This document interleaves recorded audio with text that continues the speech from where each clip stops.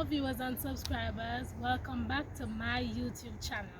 I want to take this time out to wish you a happy new year. Even though we're already into January, I didn't get the chance to wish you a happy new year, so now I'm taking this time to do so. So happy new year, guys.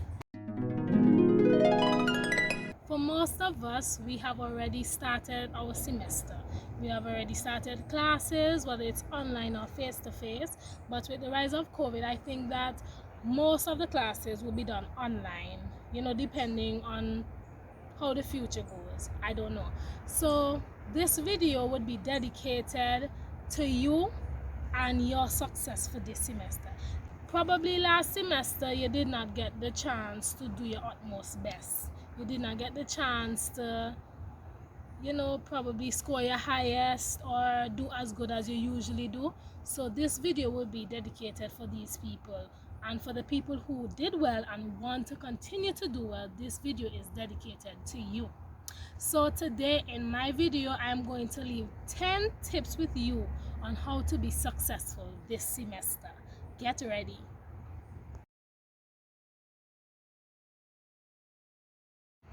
Tip number 1. Set a goal to do your best in all your subject areas. Not just one, not just two, but all of your subject areas. Doing this will motivate you to work hard.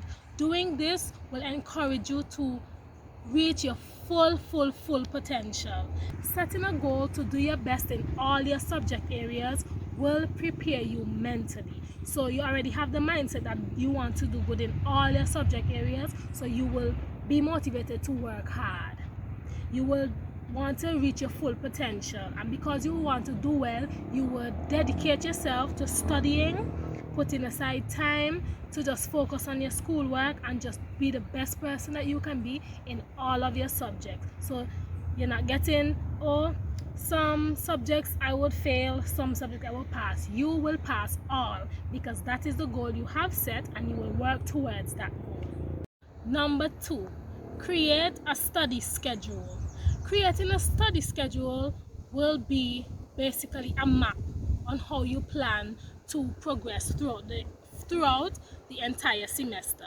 So your study plan would consist of the days of the week, and you set aside times that you will focus on each subject area. So let's say you're doing 5 subjects: maths, English, biology, chemistry, and physics. For day 1 or for Monday, you could say, okay, from 9 to 10, well, aside from your normal school schedule, you create your study schedule based on that. So if you have classes from 9 to 3 or from 8 a.m. to 3 p.m. depending on where you're going to, if it's secondary school, college, or university, you just set your study schedule around your school schedule. So when you have a big gap in free time, so let's say you have a 1-hour class in the morning and you don't have a class until later in the evening, you could set to study 2 subject areas throughout your free time in that gap. So you just create your study schedule around your school schedule. Include weekends on your study schedule, please. And within your study schedule, make sure that you set some time for yourself. So set a free time, or probably a couple of hours where you just do whatever you want to do.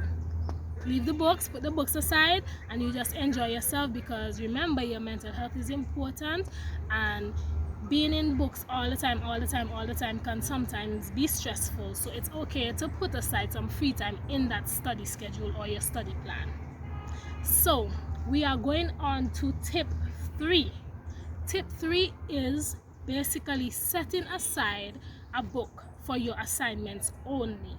So sometimes, let's say you have mathematics and you got an assignment to do in your textbook, page number 3. I know you would write in your same math exercise book, homework, page number 3. No, let us practice putting aside a specific book for all assignments, because sometimes we have a tendency to forget. And when you're at class and teacher say, where's the assignment? You're like, what assignment? But This can be prevented by simply setting aside a specific book for all your assignments. So I'm going to insert a picture either now or later on how my assignment book looked, so you could either follow that same guide or you could just create your own format of how you want your assignment book to look. But ensure that you have a book with your name on it, and the subject or the topic or the purpose for the book would be assignments only.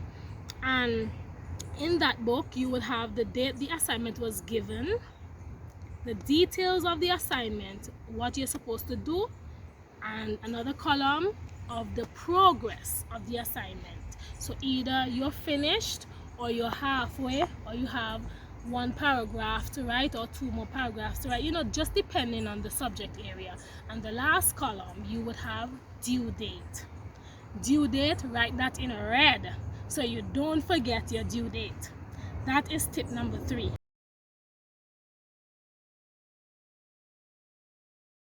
Tip number 4 is simply finding your weak areas and working on them. So if you're stronger in maths but weak in chemistry, you would find what area of chemistry you're weak in. Let's say it's the practicals. You have a hard time, just doing good overall in your practicals.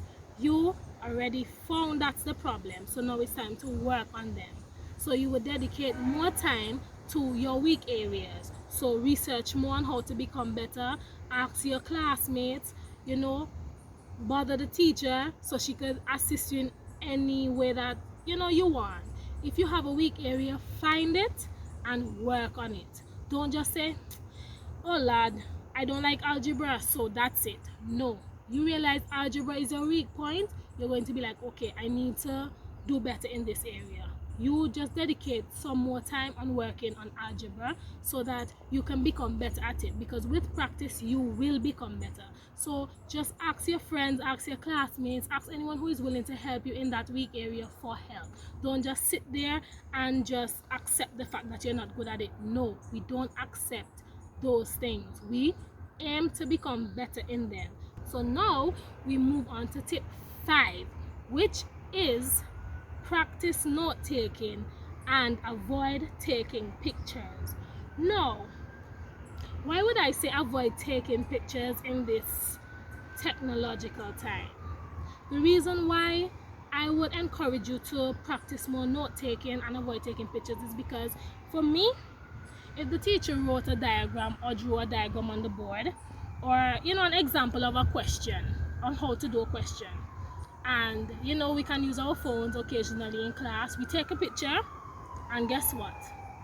The picture stays in the phone until the semester done, and we never ever look back on the picture again. So I know that's a tendency for most of us. It's not that we intentionally leave it there. Sometimes we really and truly forgot that we took the picture. When our gallery is full, we're like, you know what, let me just delete some screenshots, and when or some pictures of something that you don't want, and when you look, you see all the work from the teacher there and you did not even look back at it. So it's good to in the moment take notes. Taking notes, it basically registers more in your memory. When you write, you tend to remember what you write. Well, that's for me. I tend to remember what I write, and I think it more than likely works for everyone. So that would be another tip that would be very useful, and you will not regret it. Take notes. Don't take the pictures and leave them there. Or let's say you do take the pictures, because like we're on Zoom now. Most of us, we're on Zoom because we're doing online classes, and you normally take a screenshot. Usually you don't go back to look on the screenshot. So what I would advise you to do, if you do take a screenshot or a picture, that very same day look through your gallery and see if there's anything that you took a picture of from school or what, and write it down immediately and then delete the picture. Because I don't want you to have it in your phone, you forget, and you only remember it during exam time where you're cramming all the information, and that will make you very stressful. And people don't normally do well under pressure, so it would not be best to cram all the information before exam or close to exam time. It would be best if the teacher writes whatever on the board, you take a picture or you take a screenshot, you write it down the very same day, and then delete the picture out of your phone. Okay, so that is the next tip that I wanted to leave with you guys. So now we are on to tip number 6. Tip number 6 is basically finding a study partner. Find somebody or probably 2 people that you can study with, that you can practice questions with. This helps with your memory. The more you practice questions, the better it is for you, and the more that you have somebody that you could, help go through problems with, because like I did accounts, some of the questions were difficult. I did math as well, some of the questions were difficult, and I would simply go to my study partner, and even though it was difficult for her as well, when we work together or try to figure out the problem, there's something that I would know that she wouldn't know, and there's some things that she would know that I would not know. But when we come together as one, 2 heads are better than 1, we figure it out. So that is why it is important to have a study partner. It may be a time that you're not feeling well, or you're probably you just did not join your Zoom class today. You could always have that study partner to say, hey, did you join? I missed the class. Could you keep me up to date on what happened? And that is why it is important to have a study partner. So the things you missed, your study partner could have picked up on and shared it with you. And when you're just having a difficult time solving your problems or solutions or finding solutions or anything like that, you have somebody that you can work through them with. So that is tip number 6 for you. And now we're going on to tip number 7, which is, it may be strange, but it is still important to me at least, so I hope it is important to you as well. It's keeping some things private. Personally, I was the one who did not keep anything private at all. If I got a B, I tell you I got a B. If I got a C, I tell you I got a C. If I fail, I tell you I failed. If I did a question and you asked me, hey, send you the question, I would send you the question. But that is not really a good thing to do. At the end of the day, during the exam, you can't ask somebody for a question. What it would be best to do is ask them, how did you solve this, or how did you go about answering this question? So they will tell you the ideas that they came up with and how they solved it. You solve it, and then you all can then now share your solutions with one another and say, okay, this is what I did, this is what you did. And not because you all got different answers, you're going to say, okay, I believe she's right, so I'm going to copy that. No, you just have faith in yourself and say like, okay, maybe our solutions are different, but we somewhat did the same thing, so I'll just leave it and let the teacher mark it to see which one is correct or wrong. So it's good to keep some things private, such as your grades, your progress in terms of school, your GPA, because some people don't really have a good heart. So it would not be best to just say, okay, I got this, I got that, this is what I do, this is what I do. I used to do that a lot, and it did not work out for me all the time. So just keep some things private. I'm not saying to be selfish, but just don't share your grades, don't share if you fail something or not, because a lot of people, as I say, are not really in your best interest or don't have your best interest in mind.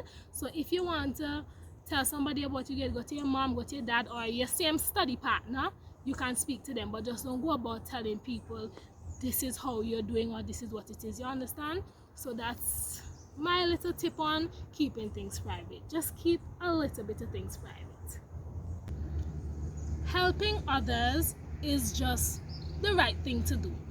Nothing is wrong with helping people. There's a difference between helping and keeping some things private. If you really see that there's somebody, a classmate, that's struggling with the question because they really don't understand, you can assist them. Let them know, okay, this is what the teacher said and this is how you do the question.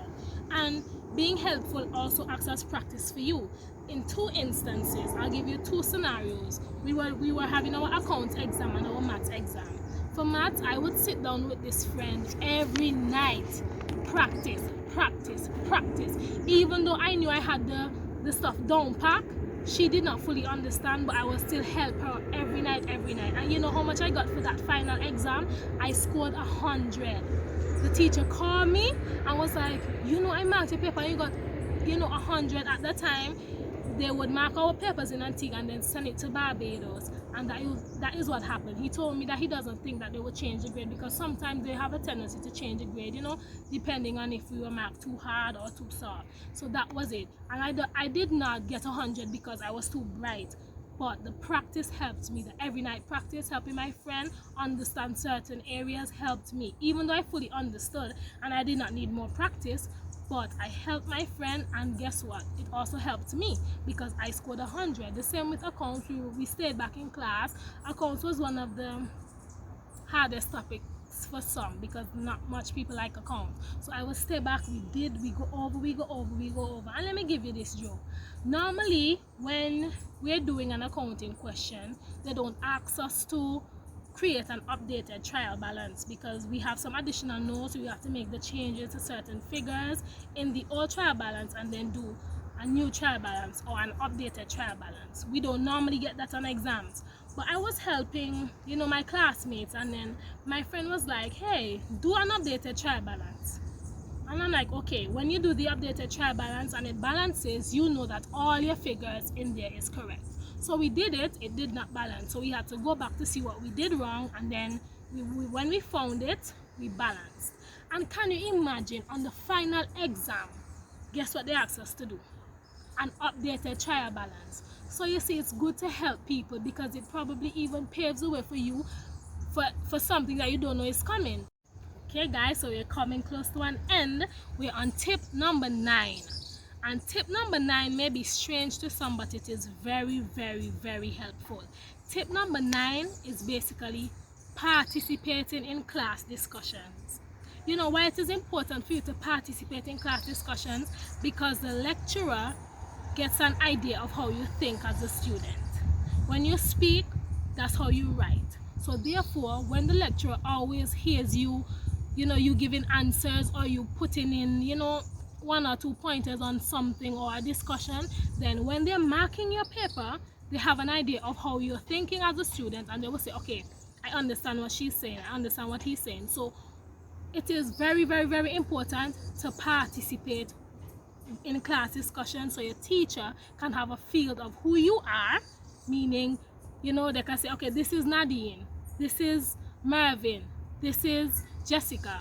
That is what it is. The teacher can know who you are and know how you think and how you write and how you work. So when they're marking your paper, they can say, okay, even though probably, let's say you're answering a question on who an entrepreneur is, you may not put it in the textbook term, but because the teacher knows how you think and knows how you speak, they can say, okay, this is what she's trying to say. So I'm just going to give her the mark for it, because it's basically the same thing, it's just not the textbook definition. So that is why it is very, very important. And on the Zoom classes, I know we have a tendency to leave our cameras off, even though the teachers want us to turn our cameras on.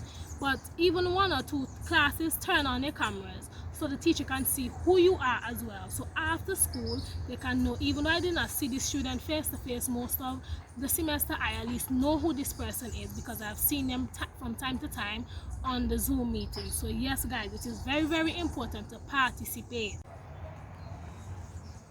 So yes guys, we have come to an end. I am on my last tip, tip number 10. Tip number 10 is setting a limit on your screen time. I know you know what I mean. Set aside a time for internet surfing, because sometimes we don't know, but when we are surfing on the internet, time tends to get away from us. So I would be watching one YouTube video. I say, you know what, let me take a little break. I'm going to watch a YouTube video. I watch a YouTube video that's probably about 5 minutes, and that turns into another YouTube video and another YouTube video, and then I get a notification on Facebook, and then I'm on Facebook checking my notification. Now I'm liking pictures, now I'm watching videos, and then I got a notification from Instagram, then I'm on Instagram, and guess what, 3 or 2 hours have passed and I did not even realize it. So this is what to do. During your time, set aside and say, okay, you know what, from 4 o'clock to 6 o'clock I'll be on my phone, because to be honest, time flies fast. So right now an hour is like half an hour. Time flies very, very fast. So set at least 2 hours for internet surfing. So if you want to go mostly on Facebook, YouTube, Instagram, it's your decision, but as soon as it is 2 hours, come off of the device. Even if you're using the device probably for research, that's different. But if you're not using it for research or to do an assignment or to read something, come off of the device, because time flies quickly.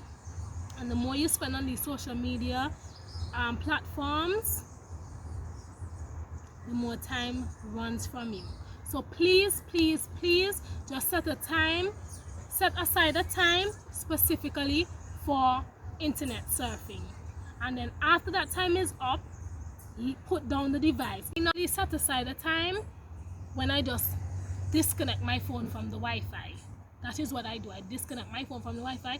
And you know, the thing is, let's say you don't put on Wi-Fi for 2 days and somebody sees that they're messaging you and they're not getting you. If they don't call you, therefore it wasn't important. And you will be surprised as to how many calls you get when your Wi-Fi disconnects. Hardly any calls you get, not unless if it's probably something so important. But if it was really important, they will call you in the first place. So try this. Disconnect your Wi-Fi for 2 days. 2 days. And see how many phone calls you get. And if the phone calls are not many, like that does not include your mom, your dad, your siblings, no, friends who you wouldn't mostly speak to on WhatsApp. See if they call you after the 2 days, and if they don't, therefore it doesn't make any sense. It doesn't make any sense that you waste your time responding to messages or on Facebook and doing this and that, and it does not benefit you in any way. Your classes are important, your assignments are important. That goes first, and then everything else comes after. You don't even have to disconnect your Wi-Fi for 2 days, but ensure that you disconnect it, because if you don't, you will be getting notifications and you will just go on Facebook to answer a message, and then you see you're watching people watching all kind of video where people eat 10 crab, you know, things just distracting on the internet. So please just set a time specifically for your internet surfing, and that will just be very useful to you in your time management and everything else. So yes, that brings me to an end of my video today. Today I spoke on 10 tips that will be very useful for you throughout your classes, throughout your semester, and that you can take not only in this semester but the future semesters to come. Okay, so I wish you all the best in your schoolwork. I wish you all the best in your personal life, and I just wish you all the best in life generally. Okay, take care. Happy New Year again. I hope that you set some resolutions and that you're working on them. I need to do that too. So yes, have a good day, guys. Do not forget to subscribe and share my video. This video is very important to share, because it could help others on doing well this semester. You know, you might have some friends who are struggling on, you know, just doing well in school. Send them this video, share it with them, and encourage them to subscribe as well, because my next topic would be avoiding procrastination, which tends to be a big issue for us, not only in school but in our lives, in everything that we do. Sometimes we have a tendency to procrastinate, and we need to stop that. Subscribe to my channel, turn on your post notifications so you can get notified when I post the video on procrastination. That will be very useful to you. And I also hope that this video was useful to you and you use those 10 tips throughout the rest of your school life.